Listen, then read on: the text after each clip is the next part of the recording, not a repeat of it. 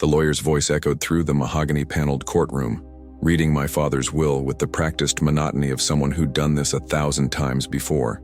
I sat in the back row, hands folded in my lap, watching my brother and sister lean forward in their seats like vultures circling fresh carrion. And to my eldest son, Marcus, "I leave nothing," the lawyer said, and the words hung in the air like smoke. My brother Richard turned in his seat, found my eyes, and smiled. It wasn't a kind smile. It was the smile of someone who'd already won, who'd been winning for years and wanted me to know it.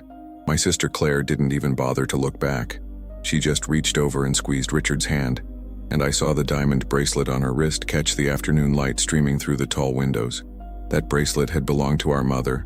I remembered her wearing it at my college graduation, the only one she'd lived to see. The reading continued. The house in Connecticut went to Richard. The summer cottage in Maine went to Claire.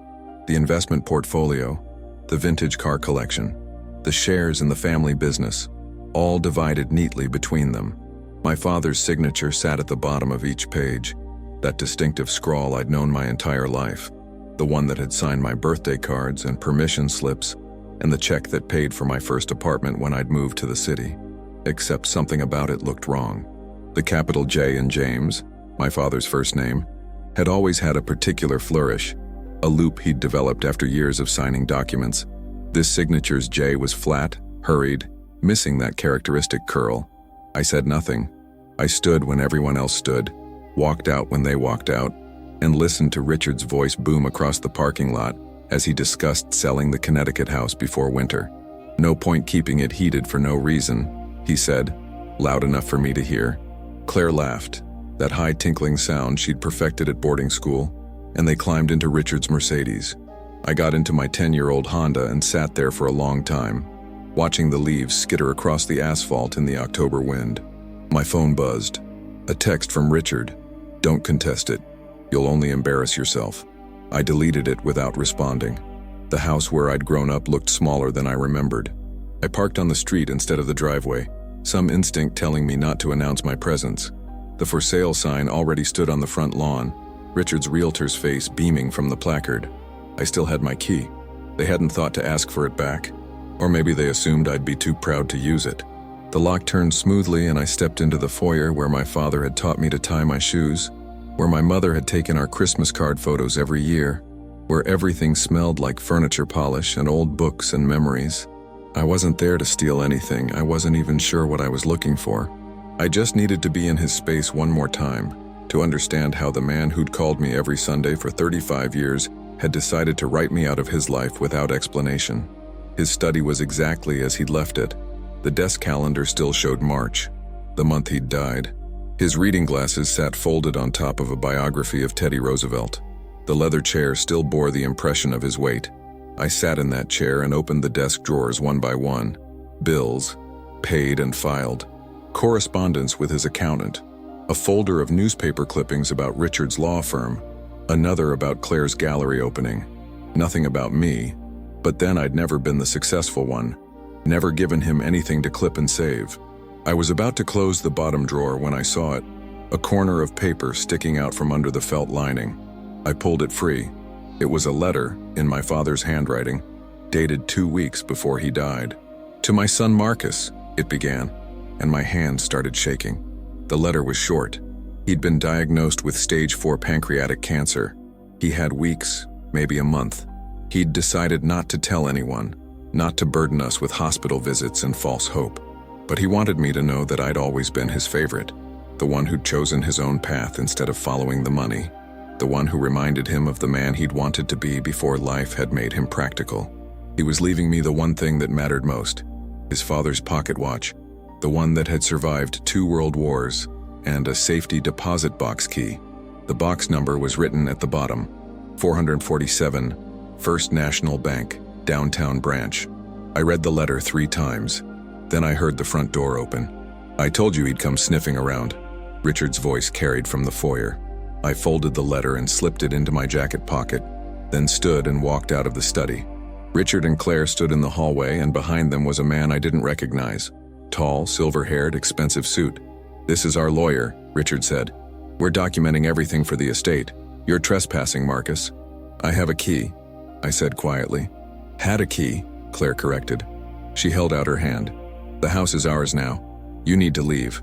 I looked at my sister, at the hardness in her eyes that hadn't been there when we were children, when she'd cried at my college graduation because she was so proud of her big brother. When did you become this? I asked. When did you become such a disappointment? She shot back. I gave her the key. I walked past them, past their lawyer with his briefcase and his judgmental stare, and I got in my car. But I didn't leave. I drove around the block and parked where I could see the house. I waited. 20 minutes later, they emerged, locked up, and drove away in Richard's Mercedes.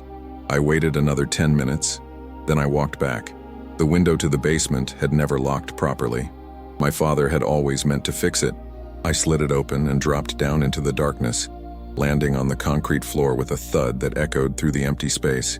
I pulled out my phone and used the flashlight to navigate through the boxes and old furniture to the corner, where my father had kept his filing cabinets.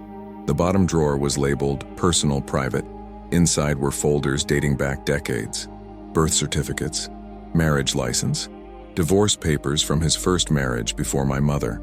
And there, in a folder marked Estate Planning, was a will, dated 6 months before he died, signed with that distinctive flourish on the J that I knew so well. This will was different. It left the house to be sold, with proceeds divided equally among the three of us. It established a trust for his grandchildren, and it specifically stated that I was to receive his personal effects, including all items of sentimental value, particularly my father's pocket watch and the contents of safety deposit box 447. There was a note paperclip to it in his handwriting. Original, keep safe. Copies to lawyer and bank. I photographed every page. Then I put everything back exactly as I'd found it, climbed out the window, and drove to the bank. It was closed. It was nearly 6, but I'd wait until morning. I sat in a coffee shop across the street and ordered cup after cup of black coffee and tried to understand what I was looking at. Someone had created a new will. Someone had forged my father's signature. Someone had made sure that will was the one that got read in the lawyer's office while the real one stayed hidden in a basement filing cabinet. My phone buzzed. Richard again. If you go near the house again, I'm calling the police. I didn't respond. I just sat there watching the bank's lights go dark one by one and waited for morning. The bank opened at 9. I was there at 8:30, standing on the sidewalk with a cup of coffee going cold in my hand, watching the employees arrive one by one. A security guard unlocked the glass doors at 8:55, and I was the first person through them. The woman at the information desk looked up with a practiced smile that faltered when she saw whatever expression was on my face. I need to access a safety deposit box, I said.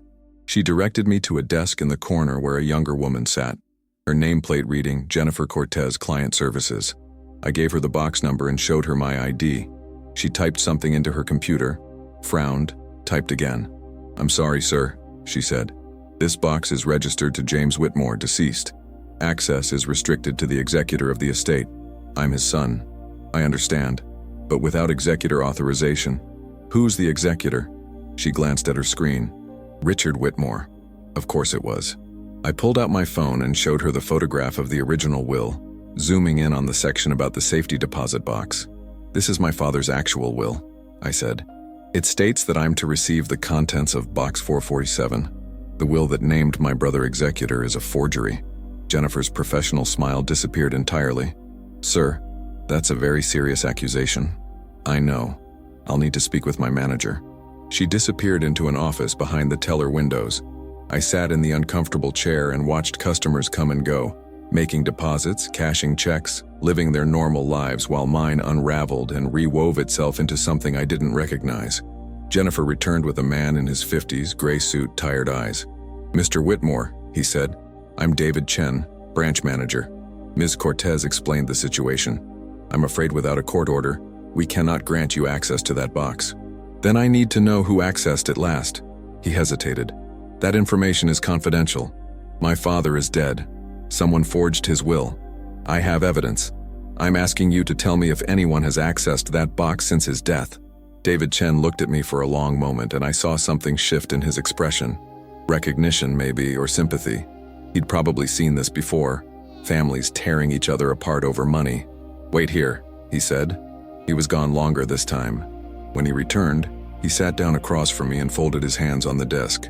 "The box was accessed once since your father's death, 3 weeks ago, by Richard Whitmore, with executor authorization from Hastings and Lowe, attorneys at law. The coffee shop coffee threatened to come back up.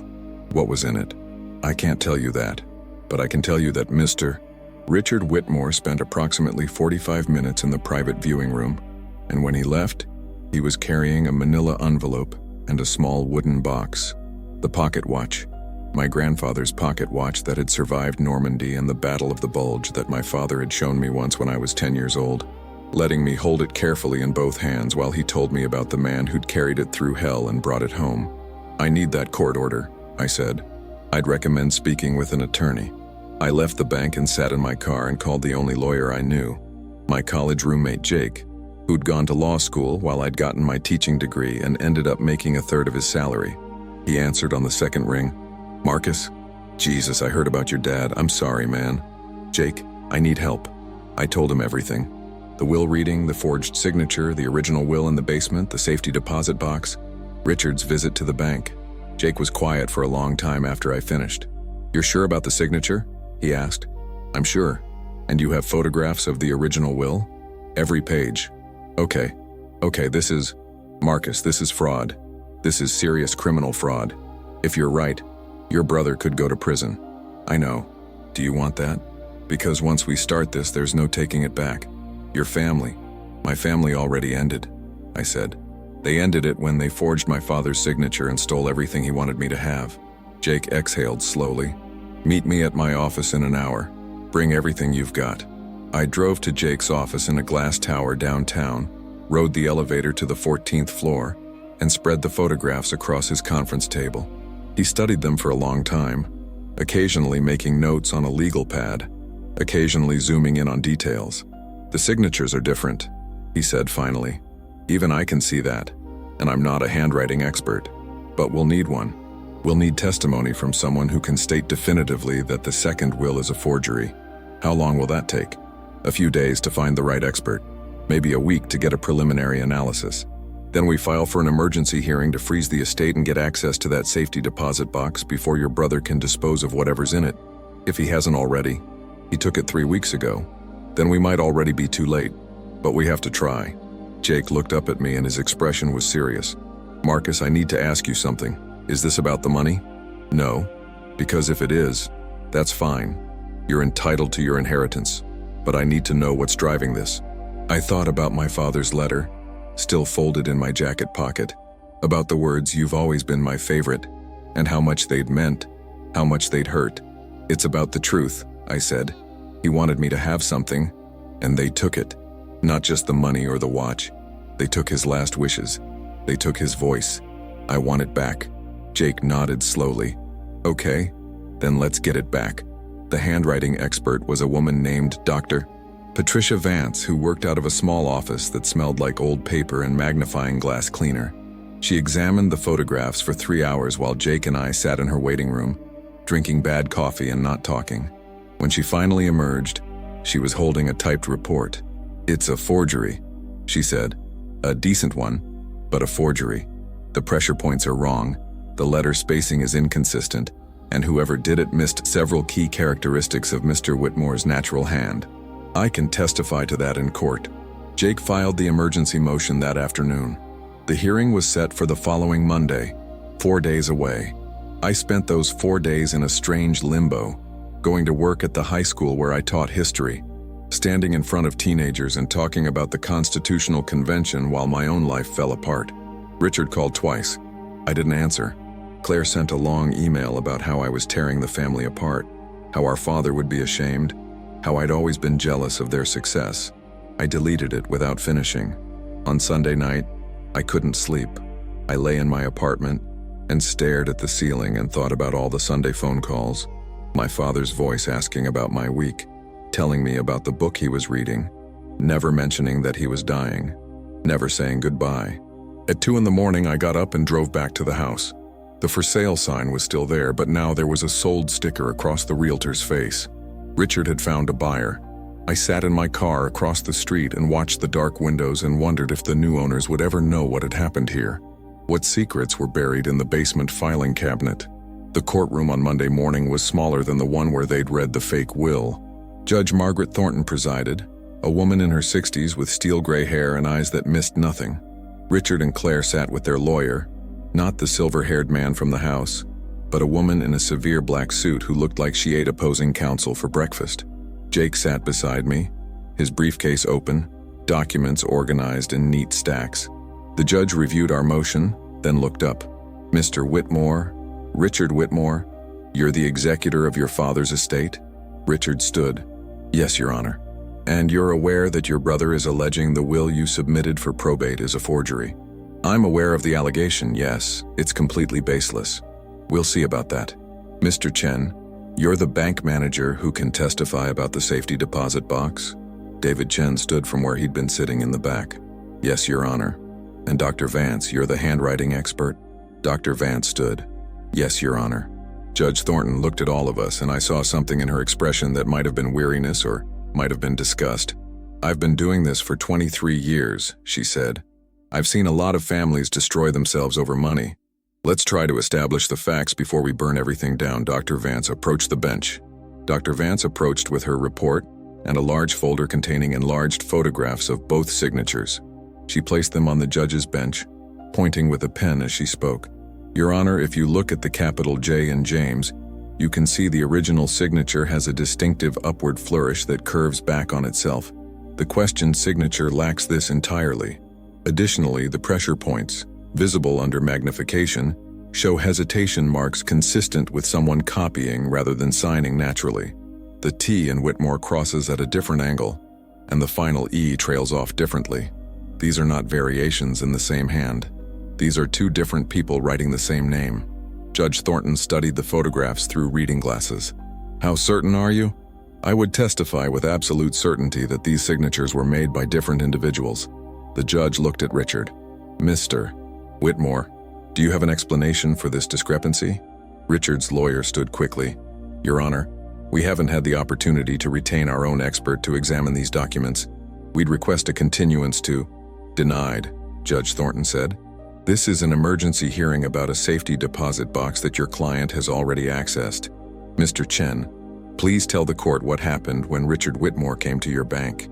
David Chen described the visit, the executor papers from Hastings and Lowe, the 45 minutes in the viewing room, the manila envelope and wooden box. "Did you see what was in either container?" the judge asked. "No, Your Honor. Privacy regulations prevent us from—" "I understand. Mr. Richard Whitmore, do you still have the items you removed from that safety deposit box?" Richard stood slowly. He looked different than he had at the will reading, smaller somehow, his expensive suit hanging on him like he'd lost weight. "Your Honor, It's a yes or no question." "Yes. Where are they?" "At my home." "Bring them to this courtroom. Now. We'll recess for 2 hours." Judge Thornton's gavel came down like a gunshot. The courtroom emptied slowly. Jake put his hand on my shoulder. "That went well," he said, but I barely heard him. I was watching Richard and Claire huddle with their lawyer in the corner, their voices low and urgent. Claire looked at me once and I saw something in her face that might have been fear or might have been rage. Then they left, Richard's phone already at his ear. I walked outside into the cold November morning. The courthouse steps were crowded with people, lawyers, defendants, families waiting for their own hearings. I sat on a bench and pulled out my father's letter, the paper soft from being folded and unfolded so many times. "You've always been my favorite," I read again, and wondered if Richard had found a letter too, one that said something different, something that had made him angry enough to do what he'd done. Jake brought me coffee from a cart across the street. We didn't talk much. There wasn't much to say. We were waiting to see what Richard would bring back, what my father had hidden in that box that was worth forging a will over. I thought about the pocket watch, about my grandfather carrying it through France and Germany, checking the time between artillery barrages, counting down the hours until he could go home. Had Richard sold it, pawned it, or was it sitting in a drawer somewhere, just another piece of metal to him? 2 hours later, we filed back into the courtroom. Richard sat at his table with a cardboard box in front of him. Claire wasn't with him. I noticed her absence like a missing tooth, that strange empty space where something familiar should be. Judge Thornton took her seat. "Mr. Whitmore, show the court what you brought." Richard opened the box slowly. He pulled out the wooden case first, the one I remembered from childhood, dark mahogany with brass hinges. He opened it, and there was the pocket watch, gold catching the fluorescent lights. The chain pooled beside it like a sleeping snake. My throat tightened. He set it on the table and reached back into the box. The manila envelope was thick, stuffed with papers. Richard pulled them out and spread them across the table. Even from where I sat, I could see they were stock certificates, bonds, documents with official seals. "These are bearer bonds," Richard said quietly, "and stock certificates for companies that no longer exist or that have been absorbed by other companies. My father's father bought them during the Depression. Some of them are worthless. Some of them," he paused, "some of them are worth a considerable amount." "How considerable?" Judge Thornton asked. Richard's lawyer whispered something to him. He shook his head. "Approximately $2.3 million. The courtroom went silent. I heard someone behind me inhale sharply. $2.3 million hidden in a safety deposit box, left to me in a will that Richard had buried in a basement filing cabinet. "And you didn't think to mention this to your brother?" the judge asked. "I was going to." "When? After you'd sold the house and liquidated the estate and made sure he never found out?" "Your Honor, I can explain." "Please do. I'm very interested in hearing how you explain forging your father's will to steal $2.3 million from your brother." Richard looked at his lawyer. She looked at the table. He looked at me. And for the first time since this started, I saw something human in his face. Shame, maybe, or exhaustion. "My firm is in trouble," he said. "We made some bad investments. We're facing a malpractice suit. I needed..." He stopped. Started again. "When Dad died, I was the one who handled everything. I was the one who found him, who called the funeral home, who made all the arrangements while Marcus was..." He gestured vaguely in my direction. "While Marcus was wherever he was. And then I found the safety deposit box key in his desk, and I thought maybe there was something there that could help me, that could save everything I'd built. So you forged a new will. I had a paralegal at my firm do it. She's good with documents. I told her it was for a client, that the original had been damaged. I didn't..." He rubbed his face. "I didn't think Marcus would fight it. He never fights. He just accepts things and moves on. I thought he'd be upset for a while and then forget about it." "You thought you could steal $2 million from your brother and he'd just forget about it?" "It wasn't supposed to be stealing. I was going to pay him back. Once the firm recovered, once the lawsuit settled, I was going to give him his share. With interest." Judge Thornton looked at him for a long moment. Then she looked at me. "Mr. Marcus Whitmore, what do you want to happen here?" I stood up slowly. My legs felt strange, like they belonged to someone else. "I want what my father wanted me to have," I said. "The watch, the bonds, and I want the truth on record. I want everyone to know what happened." "Do you want to press criminal charges against your brother?" I looked at Richard. He looked smaller than ever, collapsed in on himself like a building after the supports had been removed. I thought about all the Christmases and Thanksgivings, all the times he'd been the successful one, the golden child, while I'd been the disappointment. I thought about Claire's email, about how I was tearing the family apart. "The family's already gone," I said. "But no, I don't want him to go to prison. I just want what's mine." Judge Thornton nodded slowly. "Very well. Here's what's going to happen. The will submitted for probate is hereby declared fraudulent and void. The original will, dated 6 months prior to James Whitmore's death, is recognized as the valid last testament. Mr. Marcus Whitmore is entitled to all items specified therein, including the contents of Safety Deposit Box 447. The estate will be redistributed according to the original will's terms, with all parties receiving their lawful shares. Mr. Richard Whitmore, you will surrender the pocket watch and all bearer bonds and stock certificates to your brother immediately. You will also reimburse the estate for any funds you've already distributed to yourself under the fraudulent will. Do you understand?" Richard nodded without looking up. "Furthermore, I'm referring this matter to the district attorney's office. Whether they choose to prosecute is up to them, but this court will not ignore evidence of fraud simply because the victim declines to press charges. The paralegal who created the forged document will also be investigated." She looked at me again.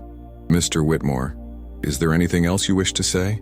I thought about all the things I could say, about betrayal and greed and how money turned people into strangers, about how I'd lost my father twice, once to cancer, once to my brother's lies. But what came out was simpler. I just want to know why he didn't tell me he was dying. Why he wrote me a letter but never sent it. Why he let me think everything was fine during those Sunday phone calls when he knew he had weeks left. Judge Thornton's expression softened slightly. I can't answer that, but I suspect your father was trying to protect you from pain, even if he went about it the wrong way. Parents do that sometimes. They think they're being kind when they're really just being afraid. She gathered her papers. This hearing is adjourned.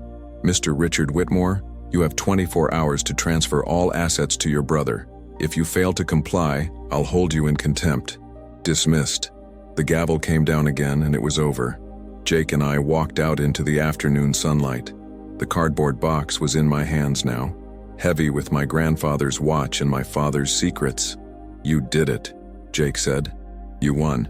Yeah, I said, but it didn't feel like winning. It felt like standing in the ruins of something that used to be a family. Richard caught up with me in the parking lot. Claire was with him now, her face pale, her eyes red.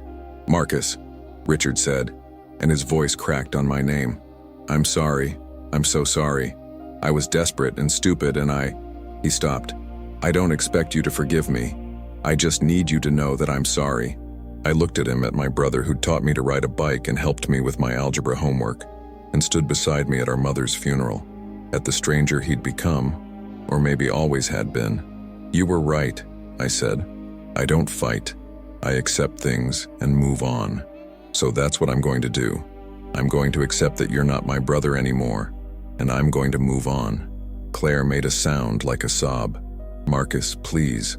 We're still family. We can fix this. No, I said. We can't. Family doesn't forge signatures, family doesn't steal, family doesn't lie.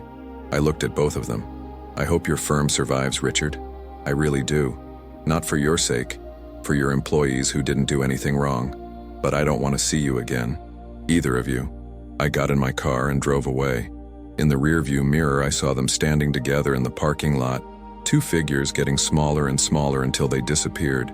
That night, I sat in my apartment and opened the wooden case. The pocket watch was cool and heavy in my palm, the gold worn smooth by my grandfather's fingers, by my father's fingers, by time and war and survival. I pressed the release and the cover sprang open. Inside, behind the watch face, was a photograph I'd never seen before.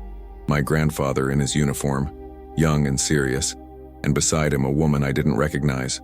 On the back, in faded pencil, Marie, Paris, 1944. A story I'd never heard, a secret my grandfather had carried home from the war. I wound the watch carefully and held it to my ear. The ticking was steady, reliable, marking seconds that became minutes that became hours, time moving forward whether we wanted it to or not. The bearer bonds and stock certificates lay spread across my coffee table. $2.3 million, enough to quit teaching and travel, to buy a house, to never worry about money again, enough to change my life completely. I thought about what my father had written, that I'd chosen my own path instead of following the money, that I reminded him of the man he'd wanted to be. Maybe he'd left me this money not because he thought I needed it, but because he knew I wouldn't let it change me. Or maybe I was just telling myself stories to make sense of senseless things. I picked up my phone and scrolled to my father's number. The last text he'd sent me was from February, 2 weeks before he died. Good talk today. Love you, son. I'd responded with a thumbs up emoji. A thumbs up. That was the last thing I'd said to him. I put the phone down and picked up his letter instead, reading it one more time in the lamplight. You've always been my favorite. Not because I was successful or impressive or made him proud in conventional ways, just because I was myself. Just because I'd chosen authenticity over ambition, teaching over law, a small life over a big one. He'd seen that as strength, not weakness. He'd seen me. The watch ticked on. Outside my window, the city lights flickered like stars. Somewhere, Richard was probably drinking expensive scotch and trying to figure out how to save his firm. Somewhere, Claire was probably crying and wondering how everything had fallen apart so quickly. And somewhere, in whatever came after death, maybe my father was watching and hoping I'd understand why he'd done things the way he had. Why he'd hidden his illness and written letters he never sent and left me a fortune in a safety deposit box instead of just telling me the truth.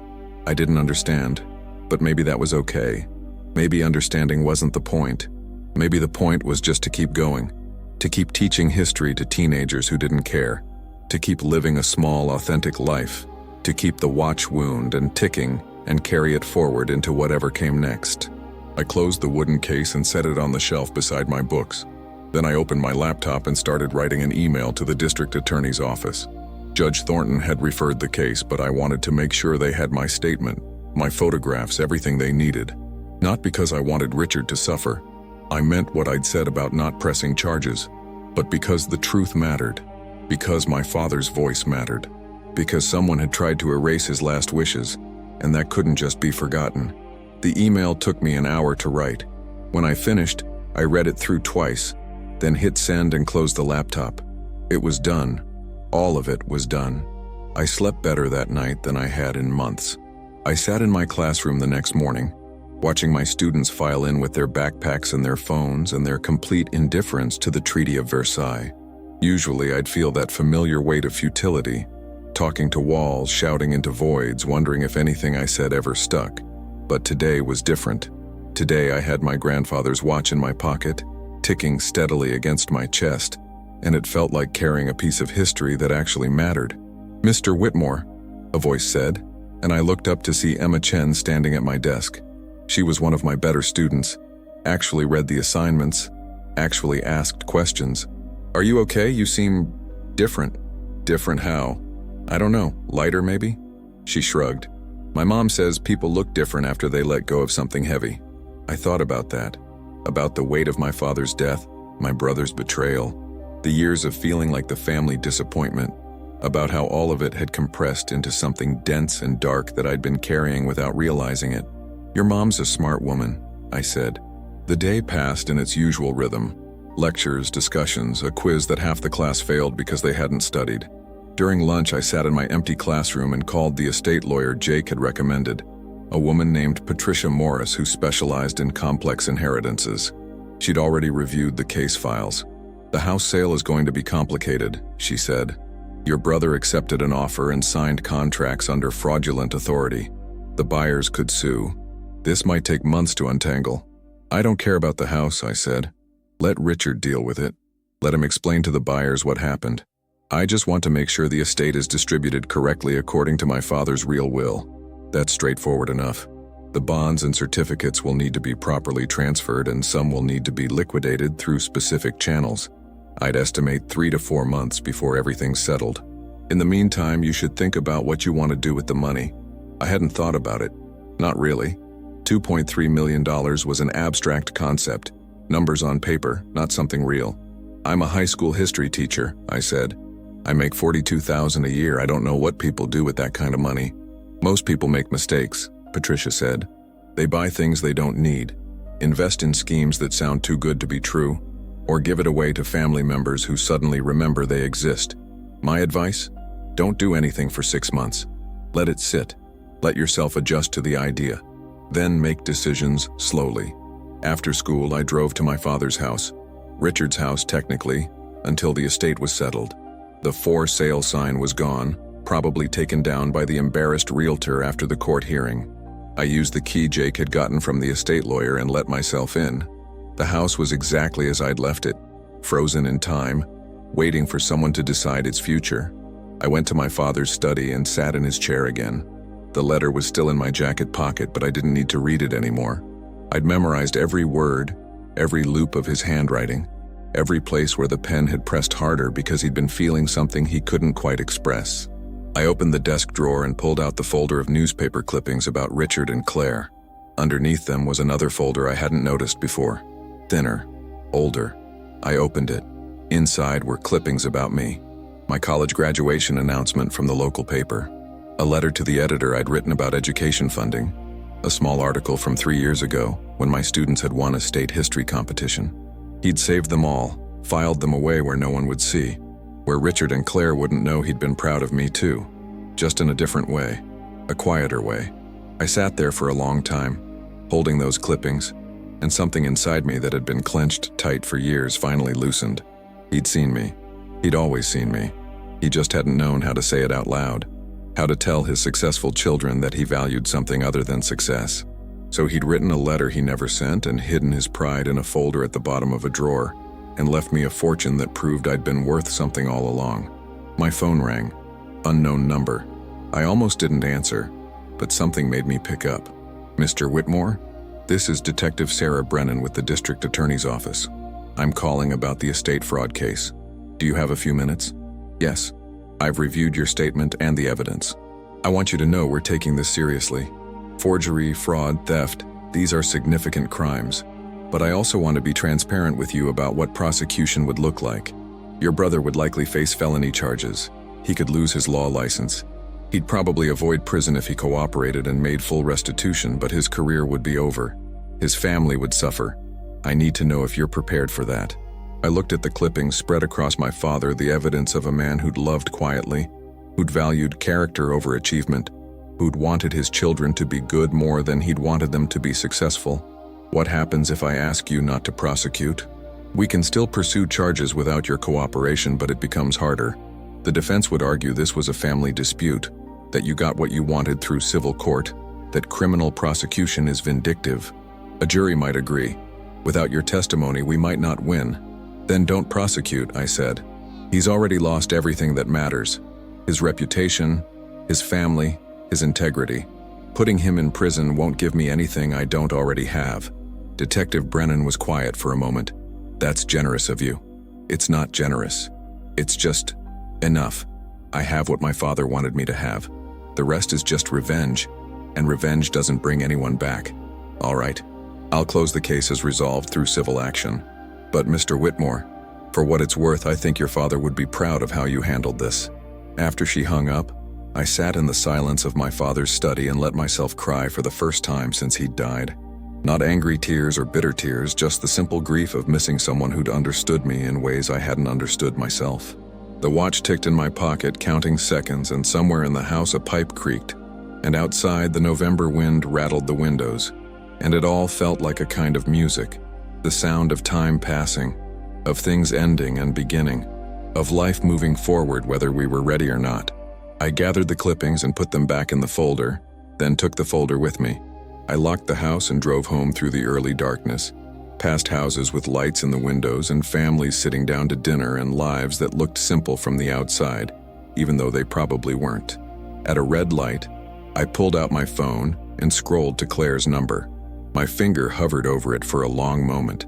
Then I put the phone away. Maybe someday, maybe years from now, when the wound had scarred over, when we could look at each other without seeing betrayal and loss. But not today. Today I just needed to go home. My apartment felt different when I walked in. Smaller maybe, or just more temporary.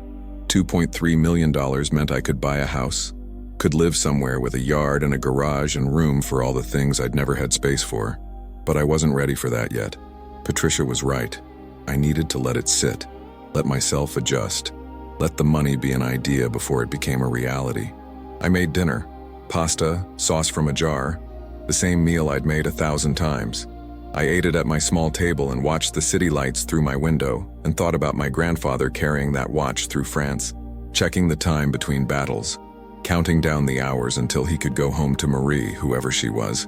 A love story I'd never heard, a whole life I'd never known about, compressed into a photograph and a name in faded pencil. That night I took out the bearer bonds and stock certificates and spread them across my bed. Some were for companies I recognized, General Electric, IBM, AT&T. Others were for companies that had vanished into mergers and acquisitions, their names meaning nothing now except to historians and collectors. My grandfather had bought these during the Depression, when the world was falling apart and people were desperate and smart money was buying what desperate people were selling. He'd held on to them through the war, through decades of boom and bust, and passed them to my father, who'd passed them to me. 3 generations of patience, of believing the future would be better than the present. I thought about what I could do with the money. I could travel, see the places my grandfather had seen, walk the beaches of Normandy, find the street in Paris where he'd met Marie. I could donate it, fund scholarships for students who wanted to be teachers, who chose passion over profit. I could invest it wisely and live off the interest and never worry about money again. Or I could do something my father would have understood, something quiet and meaningful that wouldn't make headlines but would matter to the people it touched. The watch ticked beside me on the nightstand. I picked it up and opened it, looking at my grandfather's young face, at Marie's smile, at the evidence of a moment in 1944 when the war had paused long enough for two people to fall in love, or maybe just long enough for a photograph. Maybe Marie had died in the war. Maybe my grandfather had carried her memory home and never spoken of it, the way my father had carried his cancer in silence, the way our family had always carried everything, quietly, privately, alone. But I didn't have to do that. I didn't have to carry things alone anymore. I picked up my phone and called Jake. "Hey," I said when he answered. "I know it's late. I just wanted to say thank you for everything, for believing me when I probably sounded crazy, for fighting for me when I didn't know how to fight for myself. That's what friends do," Jake said. "How are you holding up?" "I'm okay. Better than okay, actually. I keep thinking about what the judge said, about my father trying to protect me from pain. I think he spent his whole life trying to protect all of us from pain, and maybe that's why we never learned how to handle it. Why Richard fell apart when his firm got in trouble. Why Claire can't face what she did. Why I spent 35 years thinking I was a disappointment. You were never a disappointment, Marcus. You were just the only one brave enough to be yourself." After we hung up, I lay in bed and listened to the city sounds. Sirens in the distance, voices from the apartment next door, the hum of traffic that never quite stopped. I thought about Emma Chen saying I looked lighter, about Detective Brennan saying my father would be proud, about Judge Thornton saying parents try to protect their children even when protection does more harm than good. I thought about all the ways we fail each other while trying to love each other, all the ways good intentions curdle into secrets and silence. The watch ticked on, time passing, seconds becoming minutes, becoming hours, becoming days. My father was gone. My family was broken. But I had his letter and his father's watch and 2.3 million reasons to believe I'd mattered to him. And maybe that was enough. Maybe that was more than enough. Maybe that was everything. I fell asleep with the watch in my hand, its steady rhythm like a heartbeat, like a promise that time would keep moving forward, that tomorrow would come whether I was ready or not, that life would continue in all its messy, complicated, beautiful impossibility. And when I woke up the next morning, the sun was streaming through my window, and the watch was still ticking, and I was still here, still breathing, still teaching, still carrying my grandfather's war and my father's silence and my own small, authentic life forward into whatever came next.